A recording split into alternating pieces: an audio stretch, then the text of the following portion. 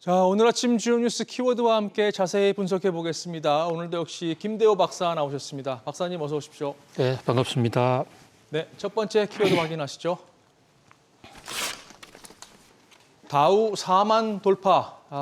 새로운 이정표가 세워졌습니다. 밤사이 다우 지수가 장중 한때 4만을 뚫고 올라갔다가 내려왔는데요. 상당히 의미 있는 흐름이죠.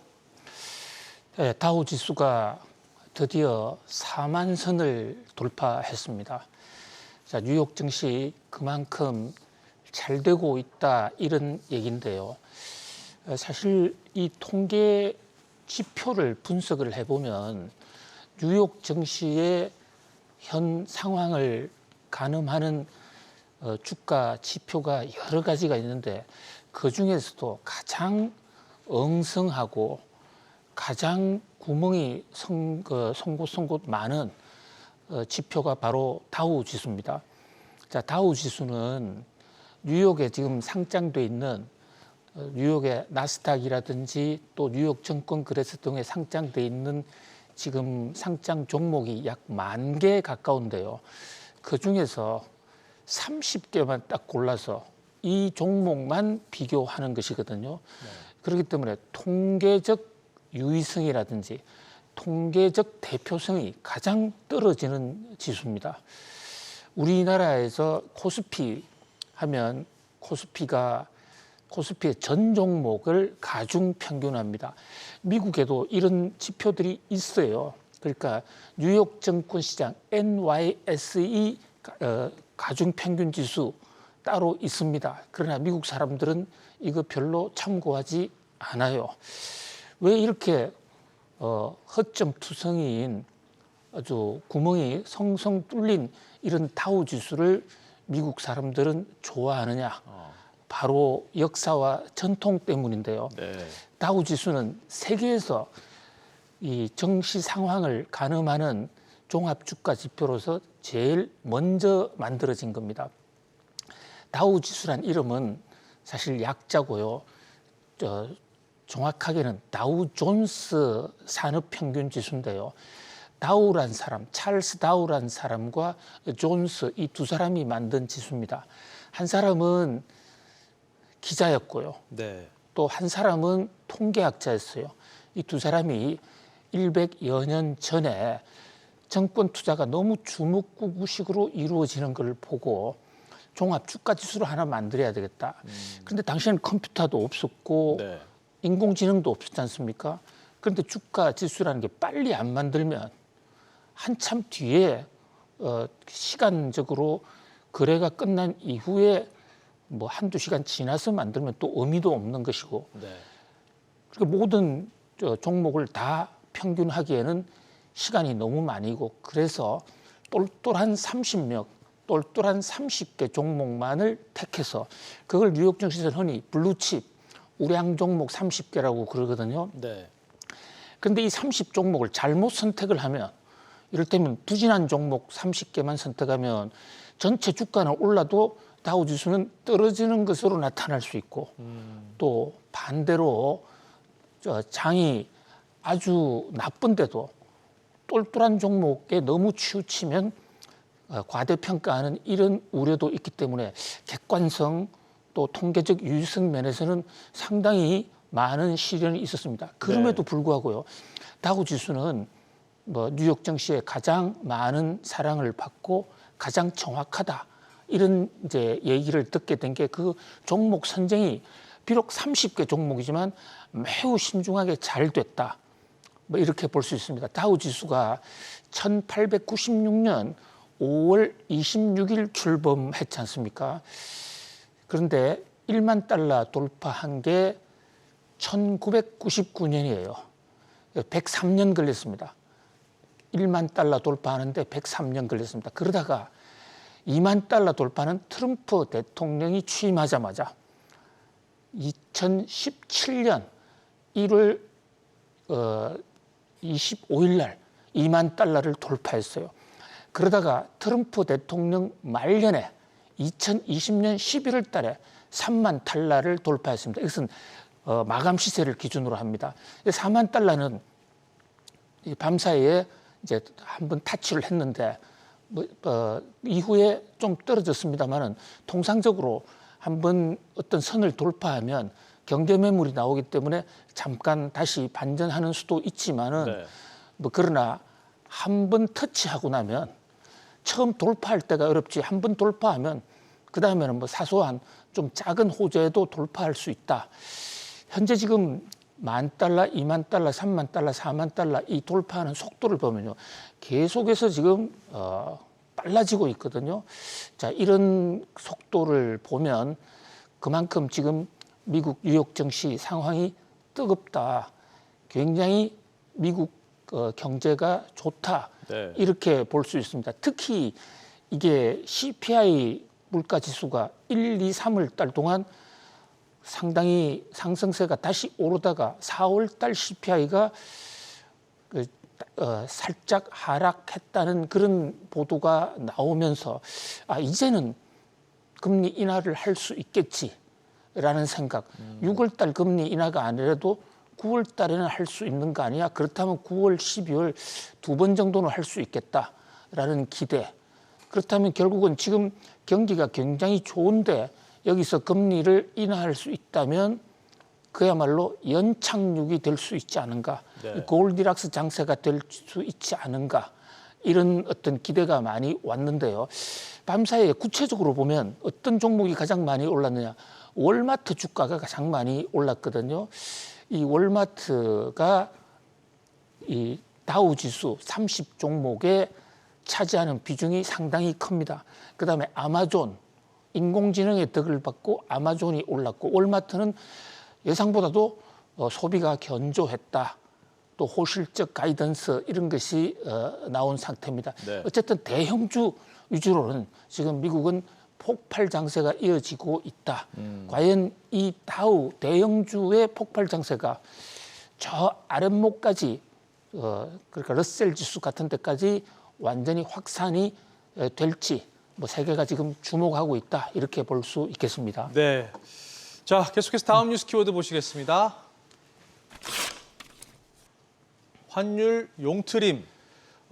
박사님 방금 짚어주신 인플레이션 완화 그 기대감 속에서 어제 달러가 급격하게 약화되면서 반대로 원달러 환율이 20원 넘게 지금 급락을 했습니다. 미국 기준금리 예상 움직임의 원화값이 지금 널뛰기를 하고 있는데요. 배경이 뭐고 또 이럴 때 어떻게 대응을 해야 되는 건가요? 예, 지금 우리 원화 가치가 수년째 상당히 지금 떨어져 있습니다. 그러니까 원화값이 제값 대접을 받고 있지 못하다는 것이죠. 네. 그런데 어저께 달러당 원화값이 하루 만에 24원 1원이나 아주 급등을 했습니다. 자, 원화값이 오르면 환율은 떨어지게 되는데요. 네. 그동안 환율이 너무 높아서 우리 인플레에도 영향을 많이 줬죠. 왜냐하면 환율이 높으면 수입 물가가 굉장히 높게 반영되기 때문에 우리나라가 통화 정책을 안정적으로 하더라도 환율 상승만으로 그러니까 다시 말하면 원화값 떨어지는 것만으로도 해외발 인플레 요인이 발생을 합니다. 그렇죠. 그런데 이 원화값이 하루 만에 24.1원 오르면서 이제 환율도 좀 안정될 수 있지 않느냐. 그런 면에서 우리 원화 환율이 용트림을 하고 있는 것이 아닌가 하는 그런 어떤 기대를 낳는데요. 용트림이란 말이 원래는 이 잉어가 또는 이무기가 용이 될 때 용으로 하늘에 승천할 때 한번 큰 몸짓을 하는 그것을 용트림이라고 해요. 중국 황하강에 가면 네. 산서성과 섬서성이 만나는 협곡지대, 굉장히 높이가 높은 낙폭이 큰 물이 크게 떨어지는 그런 어떤 폭포가 있습니다. 네. 중국 전설에 따르면 우리나라 서해에서부터 올라온 잉어가 거기까지 이제 올라오는데 거기서 그 폭포 위를 날아서 올라서 승천을 하면 그게 용이 되고 거기서 떨어지면 이무기가 된다. 어디까지나 전설 네. 얘기예요. 네. 그런데 그게 용문이라는 곳이 있습니다. 그래서 우리가 아주 출세를 하면 등용문한다 이런데 바로 그 잉어가 용이 된다. 네. 그 용이 될 때 용트림을 하거든요. 네. 이제 우리나라 원화도 우리 경제도 용트림을 하는 것이 아닌가. 자, 그러면 왜 이렇게 우리나라 돈 가치가 올라가느냐? 미국 달러가 이제 미국이 금리 인하하면 강달러, 킹달러가 좀 약해질 수 있다. 그렇다면 이것은 직접적으로 우리나라 돈 가치가 올라가는 요인이 될 수가 있고요.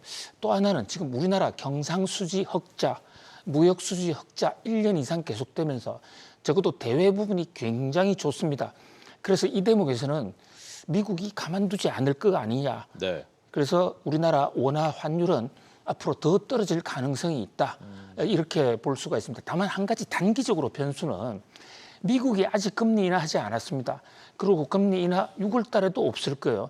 그 와중에 유럽이 아마 이달 중 또는 6월 달에 금리를 인하할 가능성이 있습니다. 네. 그렇게 되면 일시적으로나마 킹달러가 다시 오고 우리나라 환율이 다시 한번 요동칠 수 있습니다. 네. 그러나 중장기적으로는 이제 우리나라 돈 가치도 좀 죗값을 받는 그런 시대가 오지 않느냐. 네. 우리나라 환율의 용트림 시대가 오지 않느냐 한번 기대해 봅니다. 네. 원화 가치가 이렇게 올라가면 우리 수출 기업들한테는 안 좋은 거 아닌가요? 그렇습니다. 현재 지금 우리나라 수출이 굉장히 잘 되고 있습니다. 그런데 그 요인 중에 하나가 환율이 높기 때문에 우리 돈 가치가 낮기 때문인데요. 네. 수출에 의존하는 기업들, 이를테면 현대자동차 같은 기업들은 우리나라 원화 가치가 안정이 되면 수출이 급전지가 떨어질 수가 있지만 이 경제라는 게 국제 수지, 물가, 성장 이런 것이 균형적으로 성장을 해야 되거든요. 네. 특히 물가를 생각할 때는 환율 안정이 아주 시급하다 그런 관점에서 볼 때 네. 경상수지가 흑자가 나고 있고 수출이 잘 되고 있는 이런 상황에서는 수출이 다소 둔화되더라도 다른 것이 경제 지표의 안정이 훨씬 더 낫다. 특히 이렇게 우리나라 원화 가치가 올라가면 정부가 구상하고 있는 575 정책, 575 정책 이 앞에 오는 5만 달러입니다. 그 5만 달러를 달성하는데도 네. 굉장히 속도가 빨라질 수 있다. 어차피 경제는 여러 것이 경제 지표 간의 선택의 문제이기 때문에 네. 한 측면만 보고 모든 것이 좋다, 나쁘다라고 이렇게 판단하기보다는 각 부분의 희비가 엇갈린다. 이렇게 보는 것이 더 적확할 것 같습니다. 그렇군요. 자, 다음 뉴스 키워드 보시겠습니다. 실업자 급구. 어떻게 보면 두 단어가 양립할 수 없는 것 같은데 이유가 있습니다. 미국의 지난주 신규 실업수당 청구 건수가 직전 주에 비해서는 다소 좀 줄었지만 예상치는 상회했습니다. 그런데 앞서 미 연준이 이 금리 인하의 조건으로 고용 시장이 좀 둔화돼야 된다 이렇게 얘기를 했는데요. 22만 건 정도 수준으로 지금 집계가 되고 있는데 이 정도면 너무 냉각됐다라고 보기엔 좀 힘들 것 같습니다. 이 얘기죠, 박사님? 그렇습니다. 지금 실업자가 좀 더 생겨야 됩니다. 네. 이게 좀 이상한 얘기 같지만 미국이 금리 인하를 하기 위해서는 고용이 열기가 조금 식어야 되거든요. 그렇다면 실업자가 좀 늘어나야 됩니다. 그런데 밤사이 발표된 미국의 실업자 중에서도요. 일자리를 잃어서 실업수당을 청구하는 사람, 그 사람들이 이제 진성 실업자인 거죠. 네.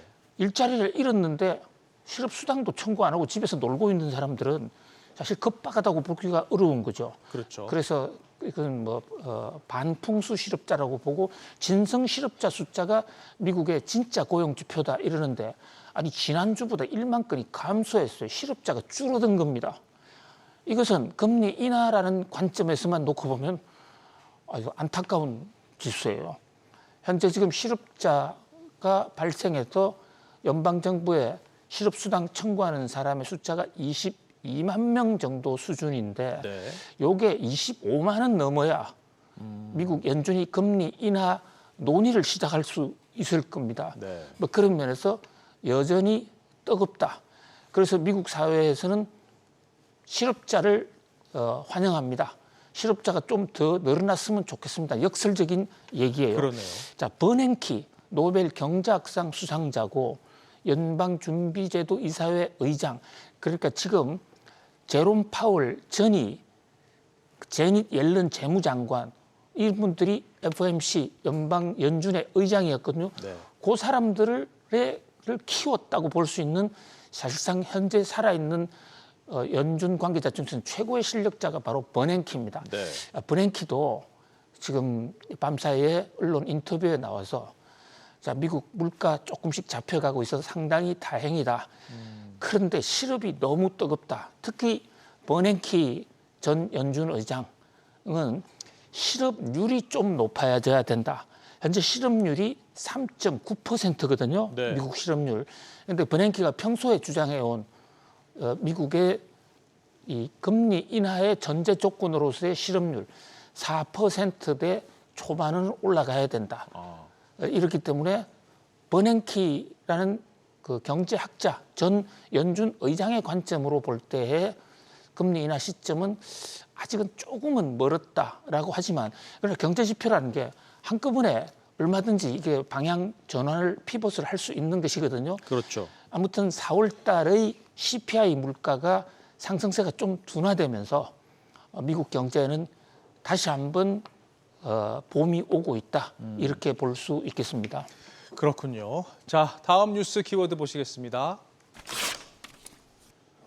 5달러 맥도날드. 자, 미국의 인플레이션이 좀 완화되고 있다곤 하지만 미국 소비자들의 체감하는 인플레는 여전히 높은 것 같습니다. 특히 이제 외식 물가, 우리나라도 마찬가지지만 너무 올라서 좀 불만이 좀 터져 나오고 있는데요. 결국 맥도날드도 너무 비싸서 못 먹겠다 이러다 보니 판매가 줄어서 결국 5달러짜리 세트를 내놨다고 합니다.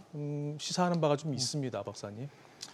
한국도 미국도 지금 물가 때문에 여러 가지 고통을 겪고 있습니다. 그중에 특히 지금 문제가 이 먹거리 물가가 올라가는 것인데요. 네. 먹거리 물가 상승은 TV나 자동차하고는 다릅니다. TV나 자동차 물가 오르면 올해 사지 말자, 내년에 사자 이러고 소비를 연기하면 그만이잖아요. 그렇죠. 그런데 오늘 점심이나 아침 끼니를 물가가 높으니까 한 달만 끊자. 이게 현실적으로 쉽지가 않잖아요. 그렇죠. 그러다 보니까 이 먹거리 물가에 대해서는 그러니까 갑의 횡포가 다른 어떤 상황보다 더 심하다 이렇게 볼 수 있습니다. 경제학적으로는요. 가격에 대한 수요 탄력성이라고 이러는데요. 보통은 가격이 높아지면 안 먹으면 그만이에요. 그러면 수요 탄력성이 높기 때문에 수요가 갑자기 줄어든단 말이죠. 네. 그러면 가격이 안정될 수가 있는데 먹거리는 가격에 대한 수요 탄력성이 굉장히 낮기 때문에 네. 먹거리를 만드는 식품 업체나 레스토랑 같은 데서 횡포를 부릴 수 있는 것이죠. 그런데 약 한 1년여 이상을 미국의 패스트푸드 엄청나게 가격 갑질을 해왔습니다. 네. 그런데 소비자들이 이제 안 나타나고 집에서 해 먹으니까 드디어 맥도날드가 항복 선언을 했다. 이렇게 볼 수가 있어요. 그렇군요. 5달러짜리를 팔겠다. 그러니까 싸게 팔 테니까 좀 와서 잡수어 주시기 바랍니다. 사실 이것은 소비자들의 승리다. 이렇게 볼 수가 있어요. 코카콜라 같은 데서도 좀 가격을 내리는 또 맥도날드에서 파는 코카콜라 같은 데도 가격을 좀 내려보자 하는 이런 움직임을 갖고 있습니다. 네. 자, 이 대목에서 우리가 받을 수 있는 시사점으로서는요. 우리나라 소비자들은 너무 착한 것 같아요. 그러니까 먹거리 가격이 올라가건 품귀 현상을 빚건 대파 하나가 5,000원을 오르든 거기에 저항하지 않고 무조건 따르는 우리나라만큼 소비자 운동이 약한 나라도 없어요. 자, 이러다 보니까 횡포를 그러니까 그 갑의 입장에 있는 물가가 오를 때 먹거리 제공하는 어떤 레스토랑이나 가공식품 생산업체들이 가격을 많이 올리지 않느냐. 그것이 실적으로 나타나는 것이 실적 발표할 때 보면 사상 최고의 영업이익, 사상 최대의 순이익을 지금 거두고 있지 않습니까? 네. 그런 관점에서 우리 소비자들이 어떤 앞에 나서서 데모를 하자 이런 뜻이 아니라 가격이 높은데 서비스가 부실한 데 대해서는 안 먹고 안 사는 이런 운동을 함으로써 네. 좀 시장의 자정 노력을 만들어 유도할 필요가 있다. 맥도날드가 주는 $5짜리 빅맥의 교훈이다. 이렇게 볼 수 있겠습니다. 맞습니다. 자, 오늘 마지막 뉴스 키워드 보시겠습니다. 최상목 오랜 친구. 어제 우리나라와 중국의 경제장관들이 화상회의에서 만났습니다. 1년 9개월 만입니다. 오랜만에 회의가 열렸는데요. 이 우리나라 대표였던 그 최상목 부총리가 중국을 오랜 친구로 표현을 했습니다. 그런데 분위기가 좀 바뀐 것을 감지할 수 있었던 것이요. 최 부총리는 지난달까지만 해도 탈중국을 강조하면서 중국은 이제 경쟁자다 이렇게 표현을 했었는데요. 이게 바뀌었는데요. 이거 어떻게 봐야 될까요? 네, 자, 지금 최상목 부총리 우리나라 경제 총사령탑입니다. 이 총사령탑이 정말 모처럼 중국과 대화를 가졌습니다. 네. 한중 경제장관 회의를 열었는데요. 물론 화상이긴 합니다만 중국과 이래 최고위 관계자가 경제 문제를 가지고 터놓고 얘기를 오래간만에 했다. 이런 면에서 대단한 의미가 있다고 보여집니다. 네. 최상목 부총리는 청와대 경제수석 당시에요. 2022년이죠. 자, 지금 컴퓨터 CG를 보시면 당시 윤석열 대통령을 수행하고 유럽을 방문했을 때 당시 브리핑을 하면서 중국을 대체할 시장이 필요하다. 중국은 끝났다.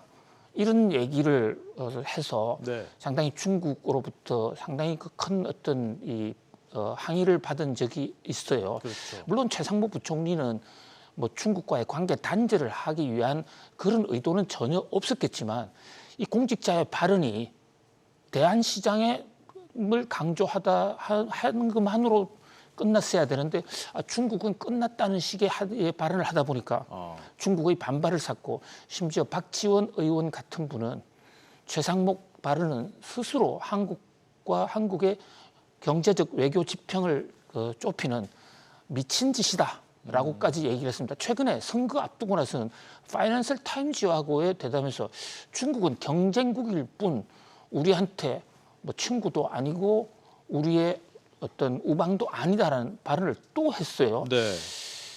자, 물론 중국이 한국에 대해서 해온 갑질 생각하면 저도 상당히 좀 서운한 생각이 많아요.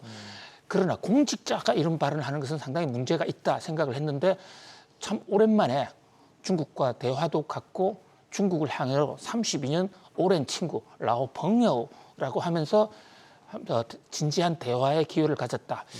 네. 그러니까 이 국제사회에서는 영원한 친구도 없고 영원한 적도 없다라는 점에서 이런 어떤 좀 통 큰 접근 방법이 필요하다. 최상목 부총리의 오랜 친구 발언에 아주 환영을 표합니다. 네.